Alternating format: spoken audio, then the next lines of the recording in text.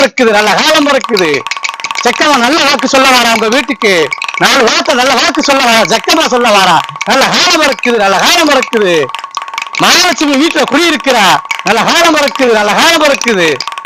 இந்த வீட்டுக்கு ஒரு நல்ல காலம் போய் 12 இந்த வாசக்கடை தாண்டி நல்ல வேலைக்கு போவான். நல்ல காலம் பிறக்குது, நல்ல காலம் பிறக்குது, நல்ல காலம் பிறக்குது, நல்ல காலம் பிறக்குது.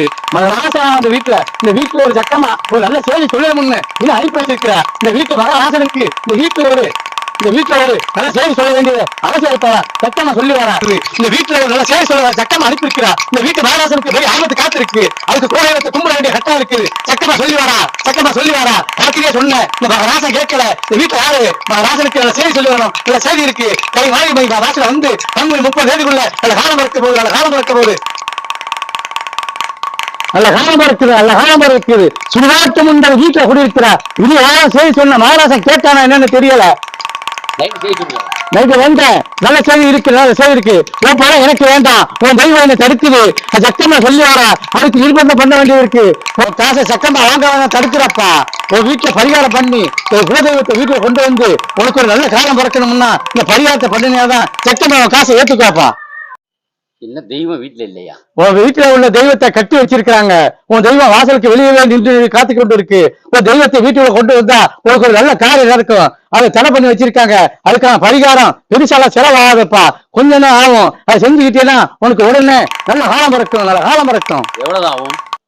அது வீட்டுல வந்து பார்த்தாதான் தெரியும். உன் தெய்வத்தை அழைக்கிறதுக்கான செலவு கிட்டத்தட்ட ஒரு 3 ரூபா ஆகும். ஆனா சக்கரமா சொல்றா, இவட்ட அவ்வளவு இல்ல, குறைச்சு வாங்கிக்கன்னு சொல்றா. இவன் 2500 ரூபா வச்சுன்னா போதும்ப்பா.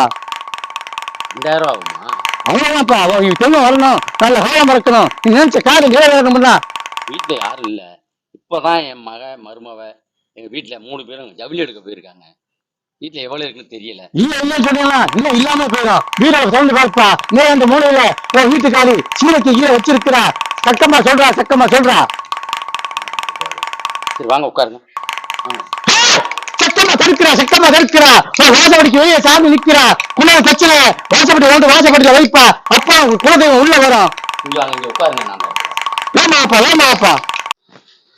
வீட்டுல பணமும் எங்கேயும் வச்சுட்டு போகல. எங்கேயும் அவர் என்னமோ அங்கே இருக்கு இங்கே இருக்குங்கிறாரு, வர்ணில இருக்குங்கிறாரு, என்னமோ பார்த்து என்ன சொல்றாரு.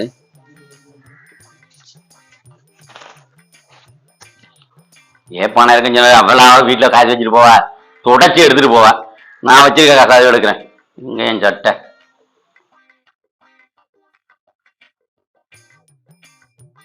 இருக்கிற காசெல்லாம் அவர் பிடிங்கிட்டு போயிடுவார் போல இருக்கே. எவ்வளவு இருக்குன்னு தெரியல. 2 ரூபா தான் இருக்கு.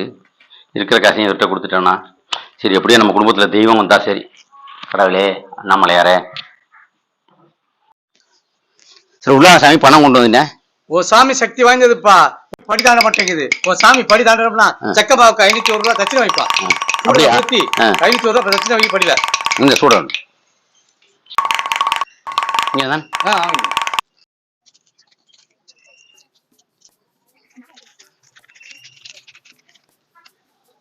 தொட்டு கும்பிடுட்டு வா. சாமி சாமி தடுத்து வைப்பா. சாமி இங்க ஒரு 500 ரூபா வை. இங்க ஒரு 500 ரூபா வைக்கணுமா? ஒரு 500 ரூபா வச்சாப்பா குலதெய்வம் உள்ள வரும். நீங்க கேட்ட 2000 ரூபாயில அங்கே ஒரு 500 வச்சுட்டேன். இங்க ஒரு 500 வைக்க சொல்லிங்க. பாக்கி 1000 ரூபா தானே இருக்கும். இந்த பணம் சுடுகாட்டுல பரிகாரம் பண்றதுக்குப்பா. இது ஜக்கமாக்கு வச்சா சாமியே உள்ள வருவா. அது தனியாவா? இன்னும் என்கிட்ட மொத்தத்துல 2 ரூபா தான் ஆகும். நீங்க அது சுடுகாட்டுல பரிகாரம் பண்றதுக்கு. இது உன் குலதெய்வத்தை வீட்டுக்கு கொண்டு வரதுக்கு சக்கமாக்கு வைக்கிற தட்சணமா. ஒவ்வொருத்தரையும் வர சொல்லுவான். முதல்ல இருக்க வெத்தலை பாக்கு எல்லாத்தையும் எடுத்துட்டு போயிரும்.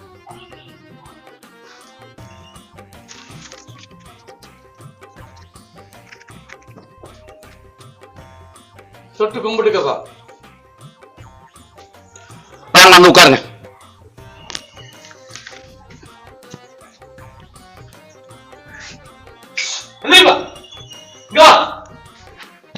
படிதாப்பா எல்லாம் கடகலமே இருக்கு. இந்த பரிகாரம் குலதெய்வம் தாண்டணும்னா உன் குலதெய்வம் இது வரைக்கும் நிக்குது. ஒரு 500 வச்சு சுடு நேற்றுப்பா. இருக்கிறவெல்லாம் இப்பயே கறந்துடும் போல இருக்கு. இந்த ஆளு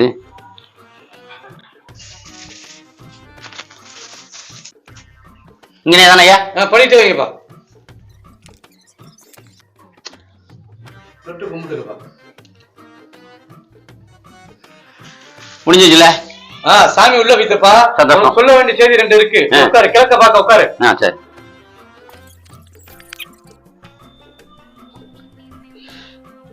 உன் வீட்டு சாமி இருக்காப்பா?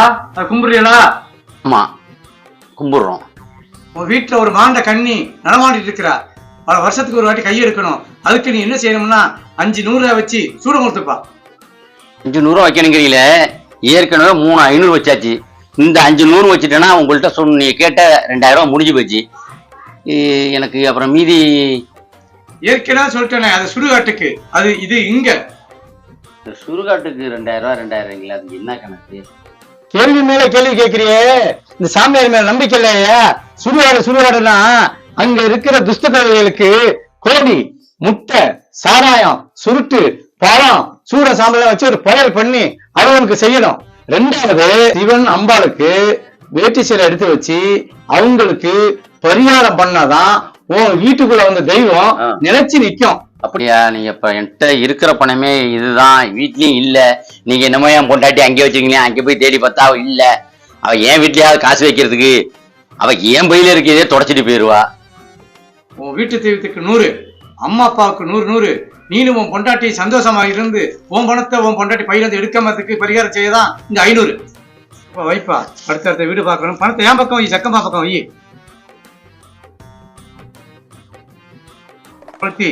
குலதெய்வத்தை வேண்டிக்கிட்டு வீட்டு சாமி வேண்டு.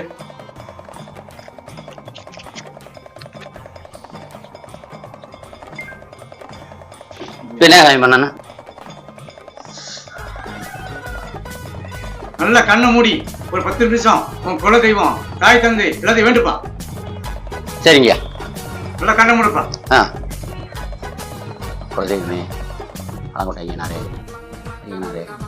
என் அம்மா அப்பாவே, என் வீட்டில் இருக்கும் பெண் தெய்வமே மற்றும் நான் வணங்கும் கடவுளே, இனிமையாவது நல்ல காலம் இருக்கும். இனிமையாவது என் குழந்தை என் வீட்டில் இருக்கும், என் தெய்வம்லாம் வீட்டில் இருக்கும், நல்லதான் நடக்கும்.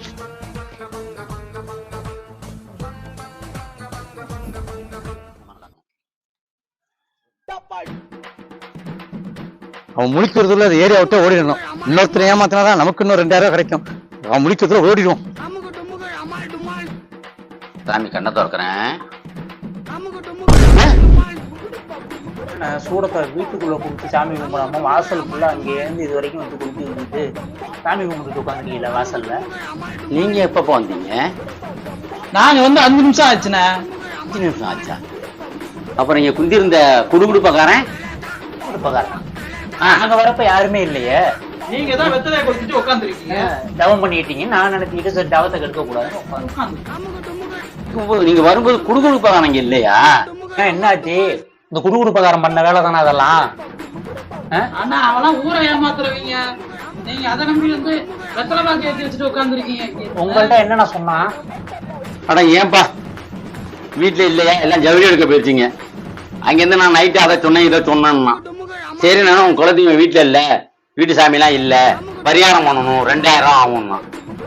ஏன்னா இந்த காலத்துல இப்படி இருக்கீங்க? கோடாங்கிக்காரன் வரான், குடுகுடுப்பக்காரன் வரான்னு சொல்லி குடும்பத்தை நாசம் பண்றது அவனுங்க தானே. பொம்பளைய தானே இதை நம்பி வீணா போயிட்டு இருந்தாங்க. இப்ப நீங்களும் ஐயோ என்னடா எச்சமா இருக்கு. இது மாதிரி இந்த 2000 தொலைச்சிட்டு உட்காந்துருக்கீங்க. அவனை எங்க போய் கொடுப்பீங்க? இப்ப கண்ணை மூட சொல்லிட்டு ஒரு 10 நிமிஷம் எடுத்துட்டு போயிட்டானா? தயவுசெய்து என் பொண்டாட்டிட்டே பிள்ளைகிட்ட சொல்லிடாதேப்பா. என்னை மாரி இந்த ஊருக்குள்ள எவ்வளவு பேர் ஏமாற போறான்னு தெரியல. இந்த கதை 4 பேருக்கு தெரிஞ்சா கூட இனிமேல் ஆளுகளை நம்பாம கூட இருப்பாங்க. என்னன்னு தெரியல. இந்த மேலுக்கு யாரையும் நம்பி ஏமாறாதீங்க, அவ்வளவுதான். இதை நாங்க வீட்டுல சொல்ல மாட்டோம். நம்பி யாரையும் நம்பி ஏமாற உலகம் எடுத்து விட 5 நிமிஷத்துல எடுத்துட்டு போயிட்டானே. நான் இவ்வளவு கொளுத்தி வச்சுட்டு உட்காந்துக்கிட்டு என்ன போங்க. இல்ல விவரமானால் நீங்களே இப்படி அவன்கிட்ட வந்து 2000 விட்டுட்டு உட்காந்துருக்கீங்க. அவன் சொல்ல சொல்ல என்னன்னு தெரியல. நான் மெய்மறதை மாரி ஆயிட்டேன். மையகி வச்சிருப்பாங்களோ என்னன்னு தெரியல. நான் உங்கள்கிட்ட கடன் வாங்கலாம்னு நினைச்சேன் 2000 வந்து. அதுக்கு தான் நண்பரை கூப்பிட்டு வந்தேன். நீங்க என்ன 2000 கொடுத்து ஏமாந்துக்கிட்டு இருக்கீங்க? கடவுளை